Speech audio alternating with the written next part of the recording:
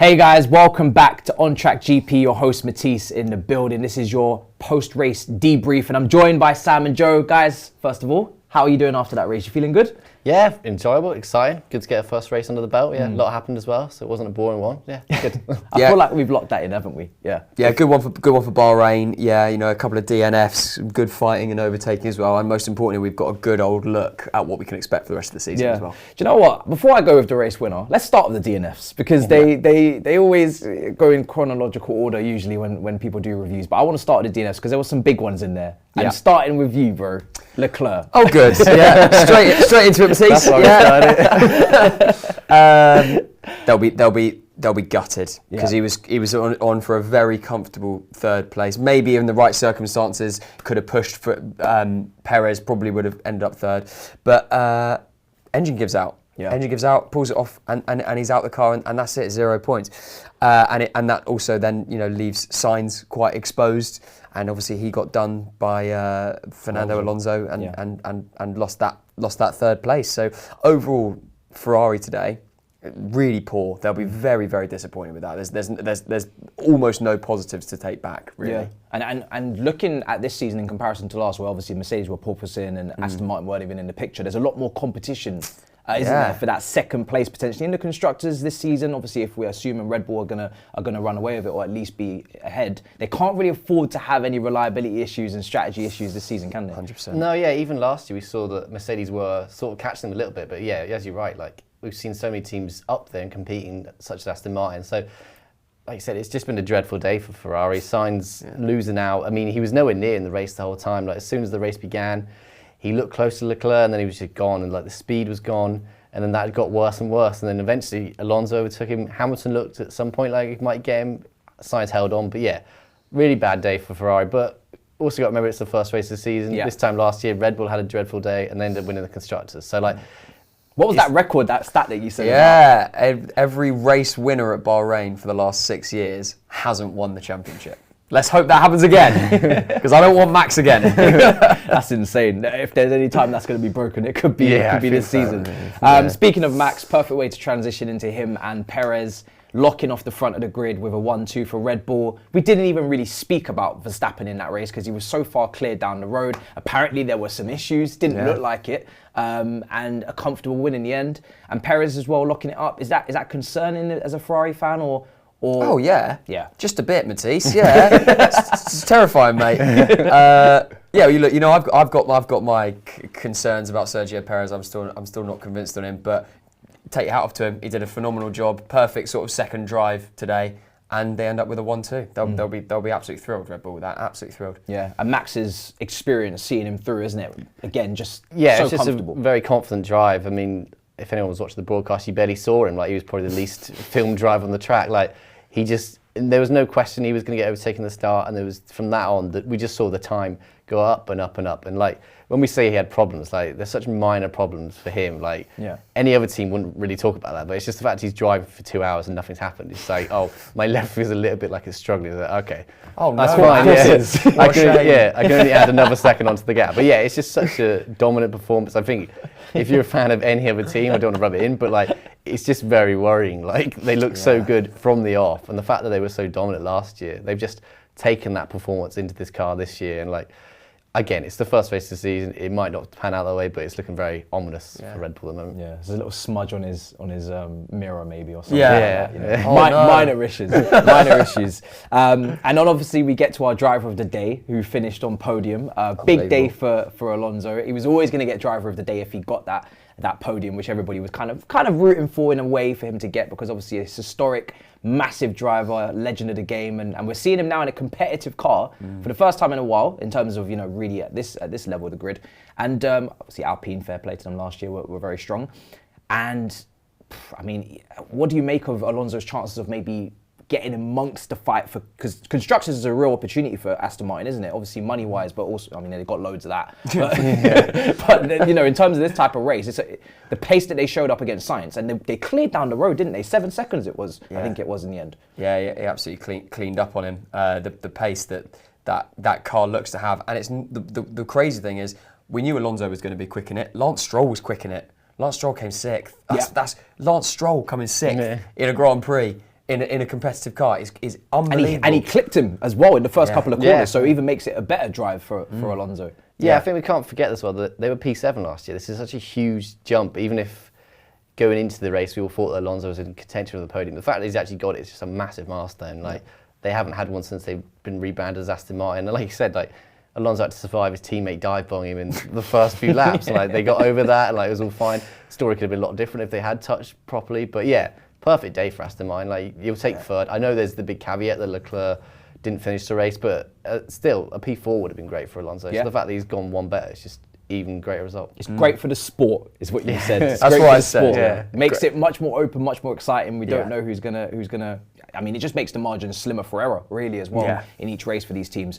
Obviously, Mercedes was split by Stroll in the end. I mean, I think you said it before we started recording. Not really much to take from that race for Mercedes, is there? It's like a disappointing position to finish, and then on top of that, your rivals have actually really asserted themselves in a way as well. Yeah, big time. The only thing I'd be slightly concerned about from Mercedes' point of view is how easily Fernando Alonso got past Sainz and how much Hamilton struggled and couldn't, and then eventually dropped away from the 1 second DRS zone. Yeah. So I think that's something that they have to think about. Their long-term pace is not as quick at the moment, how it looks, as Aston Martin's is. And we talk about pit stops as well a lot in this race, because there were some pretty slow ones, one of them being Russell's. What did you make of, is this like wear and tear at the start of the season? Teams are kind of just maybe coming in a bit cold feet. Is that what it is? Or yeah, maybe there a was some bit of issues as rustiness. well, Yeah, but I think we saw there was a load of pit stops this race. Like, I think there was various teams doing various tactics. I think it was also interesting, a lot of the timings were very different. Like, we saw teams go for the undercut. We saw a few try the overcut, it didn't work as well. But yeah, you're right. I think these sort of problems with Red Bull's jack as well. I think it was on Verstappen or Perez maybe. Perez. See there maybe just a little bit of rustiness. Maybe they work it off, but yeah, it's nothing too major. It's not like they're leaving a wheel nut gun attached to the car still. It's going drive. Someone nearly got run over, to be fair. Yeah, to be fair. Yeah, someone nearly got. If they got run over, maybe that's a bit major, but yeah, he's fine. But yeah, I think you're right. It's just first race jitters. I was in the Red Bull team, and they're usually brilliant for pit stops. I was a bit shocked. I was like, if Red Bull are nearly running over their own pit crew, then it's a tough day for everybody. Before we actually continue to go down the field, because I know we're going to get to a certain someone very soon, any strategy that you looked at today that you were really impressed with, and I guess that could tee off into where you may go, or any strategy that you're really disappointed in that could have been better? I think a great strategy must be Perez. Like, the fact that he put him on a second pair of softs really helps. Like, because he lost the place to begin with to Leclerc, and Leclerc looked pretty comfortable. Then Red Bull didn't gamble as much, but they went the opposite way for the lot of the grid. Everyone else on hard, they were going for the longevity, but they thought, okay, Perez is very good at keeping tyres alive, but the fact he was able to do that and close the gap on Leclerc and just overtaken quite easily, really. Like, there wasn't a big fight in it involved. Just really good performance by him and the team to be bold, to use Perez's strength. They knew that he's good at conserving tyres, and it just worked out massively for them. Just depressing, isn't it? Yeah, so everything they did was fine. Like, it was great. Yeah, like, they're really good. Yeah. Really, really strong team. Just strategy, pit stops, and obviously speed of the car, drivers, speed of the car, everything. So straight line speed. So obviously, let's go to the midfield battle, because in the end, Bottas did hold that position, which was for Alfa Romeo, which was a strong position for them, I think. Then obviously we had Gasly, who we spoke about a lot, most overtakes in the whole race. And then to finish off, it was Albon for Williams, who's historic, massive team getting a point on the board. I think you said they got the same last season. Yeah, they did, well. yeah. Albon snuck into the points last year as well. Yeah, so maybe, is that a sign of things to go on? Probably not, but we take what we can get. But let's talk about Gasly, because Gasly... This guy will talk about Gasly all day.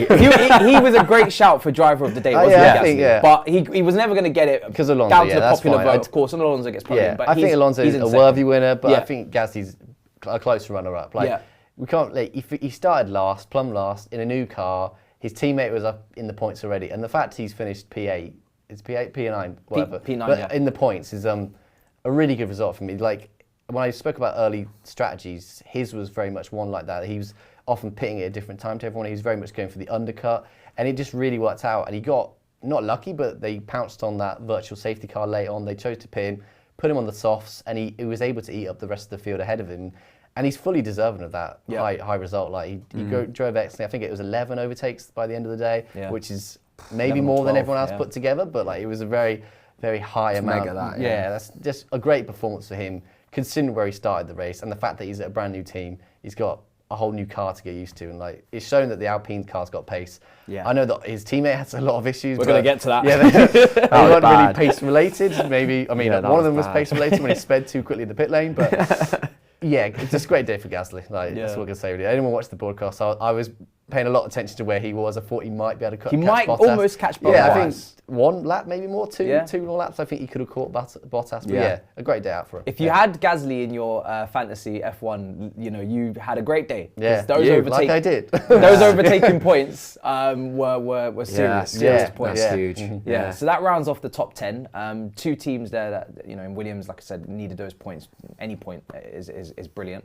You know what? I'm going to transition straight to the teammate of Gasly, because Ocon, right? What a bad day it was. Yeah. I mean, I've never seen someone penalised so much. This guy was just taking penalty after penalty. Penalties were leading to penalties. Yeah.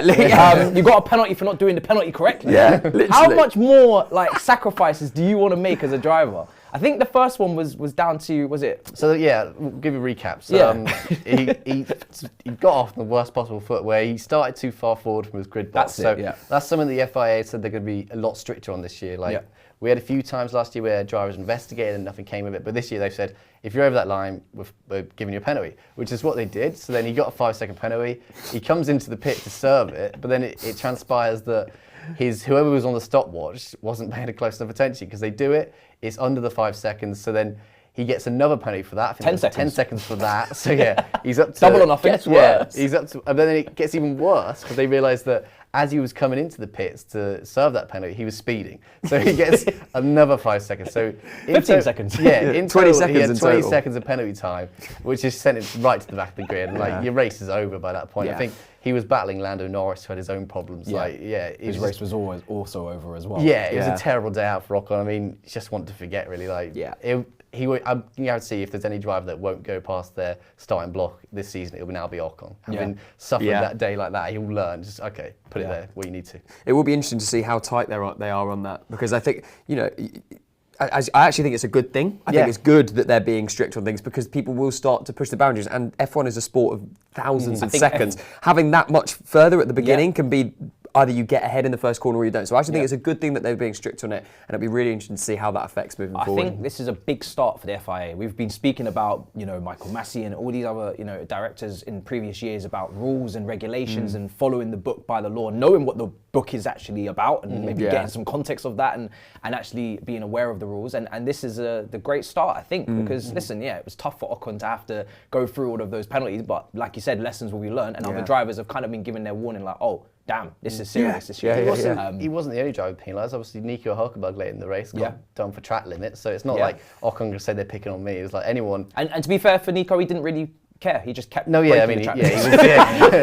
fair point. I mean, when you're that far back, a 5-second penalty isn't much difference. But something we saw last year, the FIA have just been a lot more strict, and we're seeing this year again that if you go past that line, you're going to get a penalty. So drivers just won't do it. Another DNF is obviously Piastri on his debut. Tough start for McLaren as a whole team. Probably doesn't get much worse than that. We'll probably get to Haas as well. But really, really bad day for McLaren. Massive team, big history, a lot of pressure. No points, which someone predicted here. You. Talk to me about McLaren's aspirations for the rest of the season, because when we go to a first race, obviously we know that this is a high-speed circuit. We've got street circuits coming up. It's going to be rain. So many other different factors that we can't take from this Bahrain Grand Prix. But it doesn't really feel like there's much optimism around McLaren in terms of actually improving. I don't think we can judge Piastri today. The dude hardly drove any laps at all. And Norris, they were just running the car for the sake of running the car, to be honest, to get data. Exactly. Big word today, data. I mean, I think their aspirations, their aspirations still have to be fourth. They still have to be thinking as a team that plays for fourth. There's no way they're getting that. There's no way. Aston Martin are way too good for them. Alpine are well too good for them. And honestly, by the looks of things, Alfa Romeo could be too good for them as well. So I don't think that they're going to get anywhere near that. But their aspirations have to be high. They have to be thinking like a fourth team. They can't drop their mind and be thinking, right, how do we get solid in the midfield? That can't be their mindset. Becoming the next Williams if they're not careful. Correct. It doesn't look good couple though. Of years. That car does not look good at all. And as you say, I think there's a morale issue as well. They don't seem happy in that camp. They're not smiling in the same way like they did when they had Danny Rick, a personality leading from the front like that. They don't have that anymore. So it's going to be very interesting to see how that develops. We were having fun on the watch along speaking about who we might miss more: Latifi, Danny Rick, or Vettel. it's close between, I think, Rick and, because Vettel's got his championships, but Rick, obviously, personality points, and Latifi, we needed that red flag today. Stick it in the wall points, yeah. Stick it in the wall for us, Latifi. What do you make of McLaren? I mean, yeah, I think you're right. It's just like there's no positive takes on that. No. Like I think the fact that both drivers had 2 different issues. I mean, if it was one issue, there's slightly better. You could sort of work on a fix, but they had an engine problem. They had Lando Norris, who came in for about 1,000 pit stops to fill up with air every time. Like that's just not something you see very often. And like you said, it's them. I think if it was a race later in the season, they would have just retired Norris early on. But they were just using it as their data collection exercise. So it's like working out what exactly was wrong with the car, how they can improve it, and I don't know. You can't see them making massive strides. I mean, the gap between where they are and where like the Alpines of Gasly and where the Alfa Romeos, where they are, obviously where Aston Martin are as well. Like it just seems like there's this huge chasm that's going to take a lot to catch up really in a short amount of time. It does feel like this season, Haas, McLaren and Alfa Romeo, that is a maybe battle in itself. Yeah, like the lower midfield. Yeah, I think that's fair. Like, yeah, I think it's sort of panning out that maybe we've got Aston Martin up there, Red Bull, Ferrari, Mercedes, probably Alpine next, and then you've got that sort of next bunch of, like you say, Alfa Romeo, Haas, McLaren as well, in that little group trying to battle out for 6th and 7th or whatever it be. Let's go to Haas as well. They've got a decent driver lineup, maybe in Hülkenberg and Magnussen, but today Hülkenberg just dropped through the field like a fly. He started in 10th from obviously a really good qualifying session. Everybody was going waxing lyrical about him. I think he had issues, wasn't it? We heard he had issues and he started to fall down the grid. Probably not long-term issues for Haas. I still think they've got something in them in terms of pace, but tough day for them. Who would be you guys' flop of the race? I guess we should get to. Norris for me in the McLaren, but I suppose that's more team issue rather than personal issue. I mean, looking down the grid, everybody that finished in the sort of, I mean, the opposite of that. Yuki Tsunoda will be gutted that he didn't grab that point. I would probably go for. I probably would go for Hülkenberg, actually. Okay. I think coming from 10th to 16th, little issues going away is not good. There's nothing to write home about there. Yeah. I'm going to be slightly controversial. I reckon Sainz. Like, he's not had a good day. I know it's... Gotcha! Come on, man. We got him. Sorry. Give me a break. I know he got P4, but like... Way off he Leclerc. Was so off the pace from Leclerc. Alonso just ate him up. He did well to defend from Hamilton, but like... I feel like Hamilton actually made some mistakes on exits. Yeah, and like Hamilton didn't have a great car. I think if Hamilton was in the Mercedes from a few years ago, he would just blitz past him. But yeah, it's just a dreadful day for Sainz. He's made this big talk of how he wants to be in this title race. He thinks he's as good as Leclerc and Verstappen. Like, what we've seen today is like pretty much from the first corner.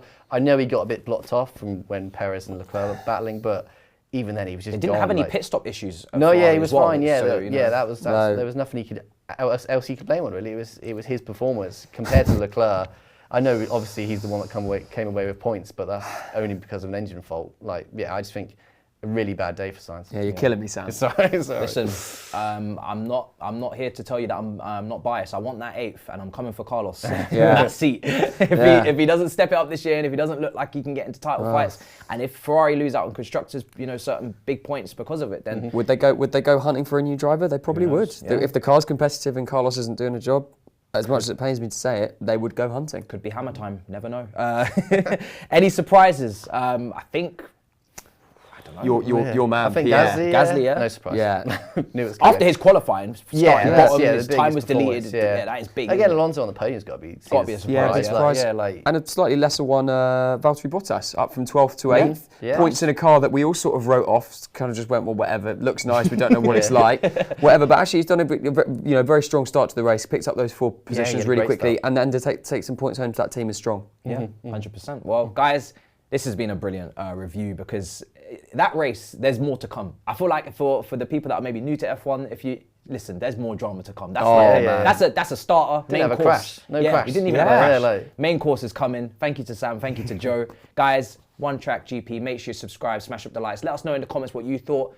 Give us your flop of the race. Give us your surprise, your driver of the day, if you want to go Gasly day. Yeah. Give me the best French word to describe Gasly. That's all I care about. Guys, we will see you for the next race and, of course, during the week as well. See you for Saudi in a bit, people. Peace. Oh God, McLaren! He's gone. He's been in the pit 40 seconds! Whoa! Front wing! Careful with the front wing! God! Matisse, it's happening, mate. I'm putting on my lucky new Ferrari hat. Oh no! Oh, Sainz! Leclerc! It's Leclerc! Drama. Take that out. Leclerc.